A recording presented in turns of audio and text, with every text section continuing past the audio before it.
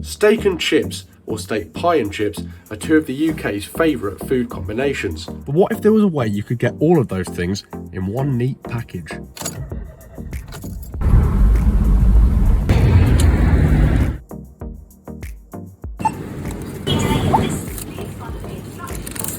This is the M&S Steak and Chips Pie. It's a limited edition pie released in honour of National Pie Week, which took place between the 7th and 13th of March. The pie's been advertised everywhere, on TV, newspapers and online, and it's from M&S's Gastropub section, which is similar to Tesco's £10 meal deal and costs £5 exactly. Well, that's if you can find it.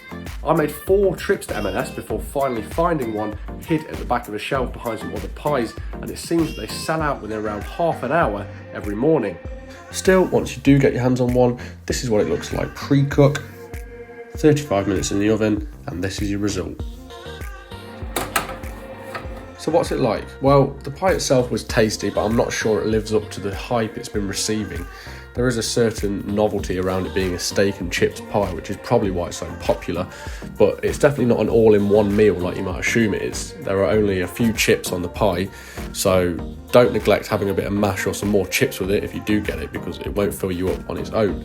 The beef was very tender and came apart easily, just like pulled pork might, and the pastry was nice and soft, but it was rich too. The main flavour though was tomato, and as it mentions in the ingredients, tomato chutney is 5% of the recipe, and that gives it a bit of a ketchup flavour, which makes me think they were going more for a pie and chips and ketchup flavour overall rather than steak and chips.